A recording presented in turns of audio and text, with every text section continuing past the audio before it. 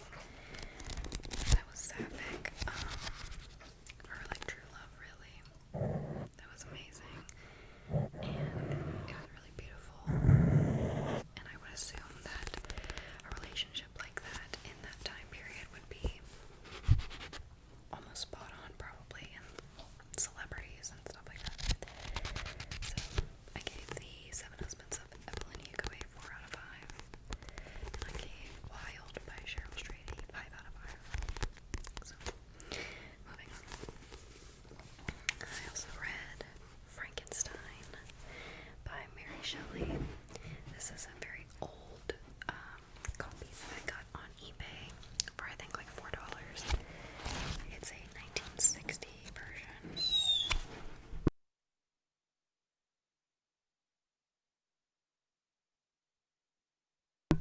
And I enjoyed it. I enjoyed the message, but I honestly didn't enjoy reading it that much. It's just, it's written in older text, and, I just may not be smart enough to fully comprehend, but I was confused a lot of times. I had to read a lot of things over and over, so this very short book took me a very long time to read, and it kind of felt like, a reading material I had to do for school, so I wasn't a big fan. But I did read it, so that's the first book. The second book that I read was a book that was kindly sent to me by the author. He's a new author, but a published author though. And he goes by Evan Whitmer. That may be his real name, or it may be just a published name, I don't know, but he sent me his book, which is Pages from the Pizza Crows, and I did share a picture of this on my Instagram to let you guys know that I was reading it, and honestly, I really enjoyed it. It's a collection of short stories, basically, that kind of tie into one larger story.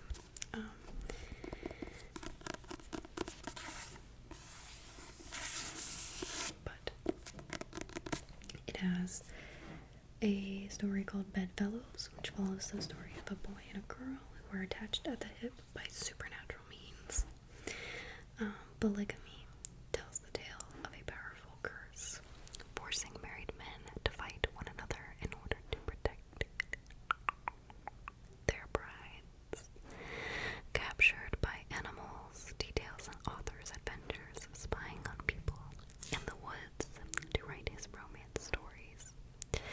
The Red Constellation is Law and Order SVU meets cosmic horror. And young adult series Simulator tells the story of that date you went on at that bookstore. F1 is about a pregnant horse. That's all description to give. 9/10 an ape is the monkey's paw, but in reverse. Leif asks, how old were you when you had your first memory? Maybe a little too old. The Bright Idea Room reminds you that it's the environment that kills you in the end. Not the serial killer. Satan's Spies is about a friendly group of businessmen and their obsession with strip clubs. So, I really enjoyed this, and I wanted to mention it because he kindly sent this to me, and honestly, I went into it without any real expectation. Just kind of wanted to see what it was about, and I was very pleasantly surprised, especially the main storyline of it. I thought was so cute and so awesome. So yeah, the basic premise is that this guy lives in a city, and he leaves his window open, and one day he has a pizza sitting out, and he goes to his bathroom, and he comes back, and a crow has come into his room and taken a piece of pizza. And the next day, the crow brings him back a crumpled up piece of paper, and so he's like, man, I'll try different food and leave it out and see what he brings me back next. So he leaves them out sugar, tuna, nuts, different things to see what the crow will bring back, and each time he brings him back something different. Maybe it's a paper clip, clip or a shoelace or a shoestring or, weird stuff. But every time he gives the crows pizza, they bring back these balled up pieces of paper. And when he gets the paper and opens it, it's a story, which is the short stories that are in the book. So I thought that was a really cool idea and premise. And I think if you can, you should definitely give this a read. I'm pretty sure he has this on Amazon as well as his own website. And if I can, I'll try and link that below in the description box for you. Next, I read How to Make a Wish. How to Make a Wish by Ashley Herring Blake.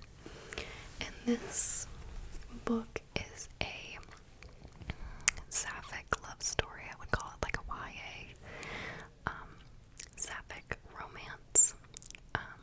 Basically about a girl who moves to a new part of town, and her mom is kind of a flake. Her mom is she's an alcoholic, and she jumps from guy to guy, and so she's always kind of had to be the grown-up in her own life. And she meets this girl who has just lost her mother, who's staying with the main character's best friend, and so they become close, and they end up, having a little cute romance or whatever. And I thought this book was very, very sweet. I am glad that there are sapphic romances in YA because you don't see that a lot, and I think it's important to show representation. I know for me, when I was in high school, stuff like this would have been not helpful necessarily, but it would have been nice to read something that was, relatable to me and my situation and what have you. It probably would have had me questioning a lot less. But this book was really good, but it is a YA, and, I fly through YAs because they're easy to read, but they're not always the most mentally stimulating, I guess. But I also thought that the author of this book tried way too hard to make the characters young and hip and cool and teenagery by using, cuss words every other sentence and making them kind of like overly dramatic and unnecessarily angsty, I guess. But that's just me. This book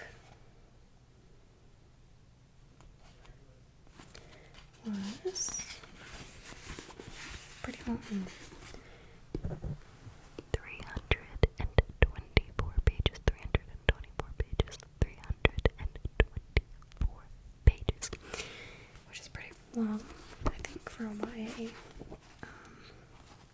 This had super short chapters, which I really like short chapters because even if it's like a 500-page book, if it has like 3-4 page chapters, I can fly through it.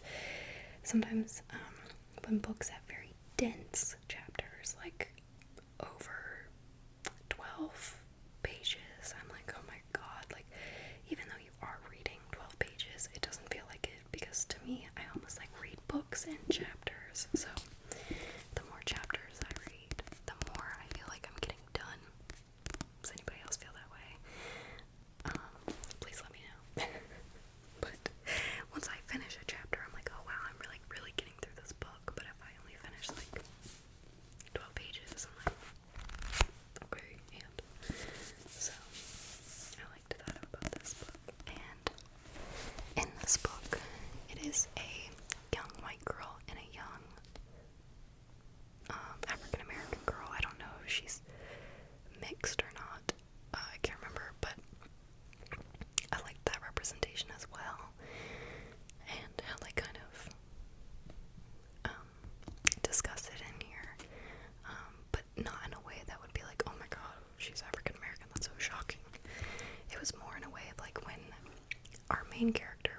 Grace, when she would describe, what's the other girl's name that way I know? Eva.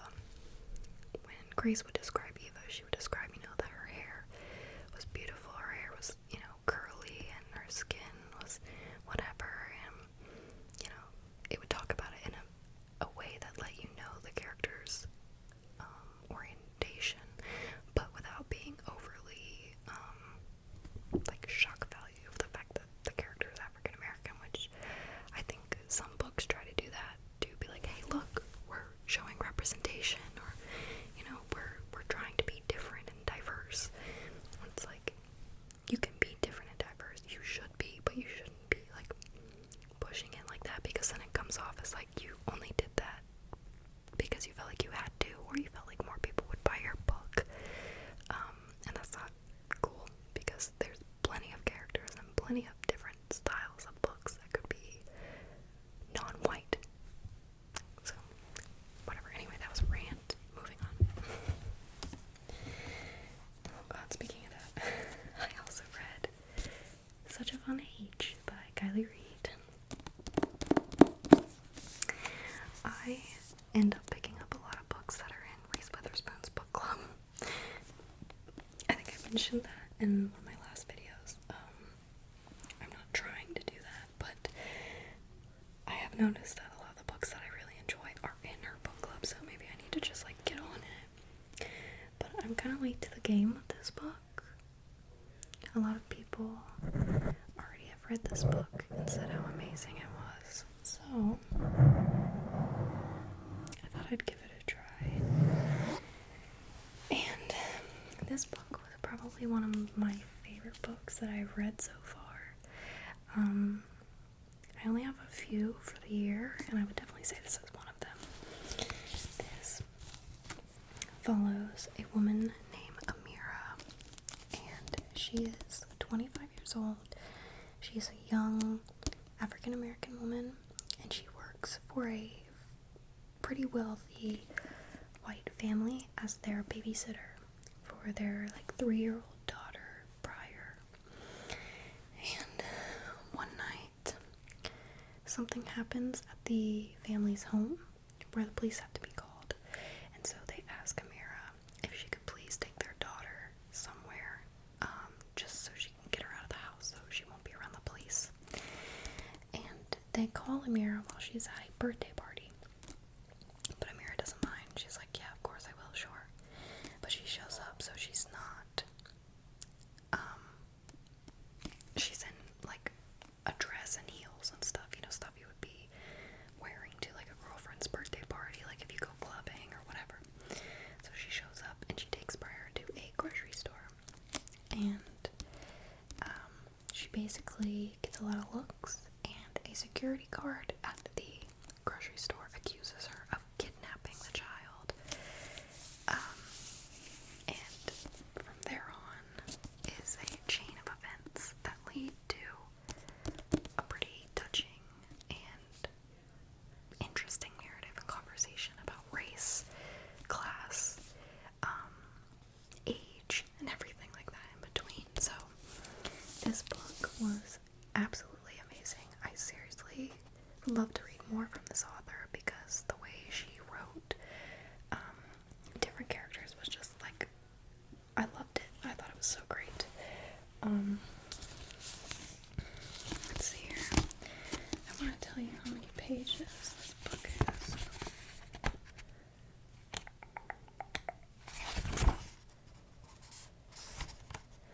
.305 pages. And this book also has some pretty heartbreaking moments. There was something that happened at the end that made me tear up a little bit. It wasn't super sad or dramatic. It was just touching and true, and I was like, oh my god, and I teared up. But I think you should definitely give this a read. I would give it 5 out of 5. So, moving on, and it matches my nails. Okay. And what I'm currently reading, I'm currently reading a lot of books, but I'm trying to finish up Knife by Joe Nesbo. he is the author of The Snowman, which is like one of my favorite thriller novels of all time. Like, it's just like the perfect thriller novel to me. I absolutely love it. So, I've been trying to read more of his work, but I tried to read Nemesis by Joe Nesbo, and honestly, I couldn't get into it. It wasn't the same kind of format as The Snowman, and it was a little bit more graphic, and I wasn't like totally into it. So I'm reading Knife now. I'm about 100. Oh, I'm like over 200 pages now, but it's a 500 exactly page book. So I'm kind of reading it in between other books that I really enjoy. So we'll see when I get that finished. I've also been trying to read Dark Places by Gillian Flynn, but I'm not liking it at all. I actually found myself very bored by it, and I don't like it. The Gone Girl was amazing by her, but honestly, I just am not enjoying Dark Places. So don't tell anybody that, but I'm just not. So the book that I'm currently reading that I absolutely love right now is The Secret of You and Me. And this book is new. It's a 2020 release, I'm pretty sure. But I saw it at my local Barnes & Noble the other day, and I saw the cover, which is two lovely ladies, and I was with a friend, and I was like, oh my god, is that gay? And I like ran over and picked it up. I was like, you gotta be kidding me. Usually I have to do like research to find like good sapphic novels, but I saw this one and I was like, oh my god. And I read the description and it's amazing, and honestly I've been flying through this book, and I just started it last night, so I'm 122 pages in so far, so I'll read you the description. It says, Nora hasn't looked back. Not since she fled Texas to start a new life, away from her father's volatile temper and the ever-watchful gaze of her claustrophobically conservative small town. Nora has freed herself. She can live and love however she wants. The only problem is that she also left behind the one woman she can't forget. Now tragedy calls her back home to confront her past and reconcile her future. Sophie seems to have everything. A wonderful daughter, a successful husband, and a rewarding career. Yet underneath that perfection lies an explosive secret. She still yearns for Nora, her best friend and first love, despite all the years between them. Keeping her true self hidden hasn't been easy, but it's been necessary. So when Sophie finds out that Nora has returned, she hopes Nora's stay is short. The life she has built depends on it. But they both find that the first love doesn't fade easily. Memories come to light, passion ignites, and old feelings resurface. As the forces of family and tolerance that they once tore them apart begin to emerge, they realize some things may never change unless they demand it. So, again, this book is set in Texas. So, Texas is more of a conservative state when it comes to anything, really. So, there is some of that in here. I don't know if it's, triggering for some people or what, but I just want to let you know that there is very strong intolerance in this book. Even some talk of like conversion camp and things like that, but our main character Nora has just come back from the army, and she meets Sophie again, which was her first love and what have you, and things kind of ignite from there. But Sophie has a family and everything, so I'm loving this book. I love the romance. It's because it's so very realistic to me, so I'm enjoying that. And now I'm going to quickly excuse me, quickly go through the books that I bought that I am excited to read. So, 2 of these books I got, they had a paper bag wrapped around them, meaning you weren't supposed to know what was inside. It was called Blind Date with a Book, and they kind of gave you a very short synopsis without giving too much away, and then you buy it for like $5. So that is why I have these books. So the first one is by Nora Roberts. I've never read anything by Nora Roberts, but I know she's like the romance guru. So this one has to do with like a historical hotel and some romance after that. So it is called The Next Always. And I love the cover, and I also like the edges of this book. I don't know if you can tell, but they almost look like papyrus. I don't know. I'm excited to read that. I also have The Woman Upstairs by Claire Massoud, and this one sounded really interesting to me. It says, Nora Eldridge, elementary school teacher, reliable friend and neighbor, represser of her own artistic and personal dreams, has resigned herself to being on the fringe of other people's achievements. But when a beguiling student enters her classroom and his glamorous cosmopolitan parents welcome her into their new world, Nora's newfound happiness explodes their boundaries until a subsequent betrayal puts her own sense of self at stake. And it sounded really interesting. I read about 10 pages of this. God, my dog's so annoying. And I really enjoyed it. I also bought the infamous Writers and Lovers by Lily King. I'm sure you all know what this is about. It's been making quite an appearance on the internet for several months, but I'm excited to get to this as well. And then the last book that I have is The Invisible Life of Addie LaRue by V.E. Schwab. Honestly, I've never read anything else by V.E. Schwab. I seriously have to apologize for my dog chewing on his bone. I'm gonna do this bit very quickly. Okay. I've never read anything else by V.E. Schwab, but when I read the synopsis of this book, I was so excited. It just sounds amazing, but it's thick, and it's...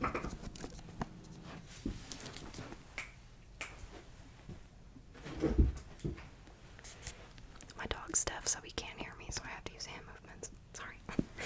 But, I'm very excited to get to this book, and I will let you know what I think of it.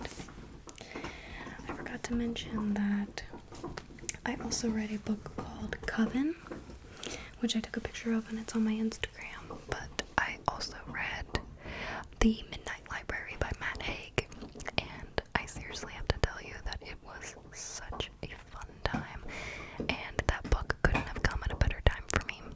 I related to it so much, and I really loved it, so I gave that book a 5 out of 5 as well. So, sorry I didn't show it or mention it in this video till now. I also want to say a huge thank you to everybody for 1,000 subscribers. I was offline and, trying to do my own thing, figuring out adult things, and I totally didn't even realize until recently. So I just want to say a huge thank you to everybody for believing in me and subscribing to my channel.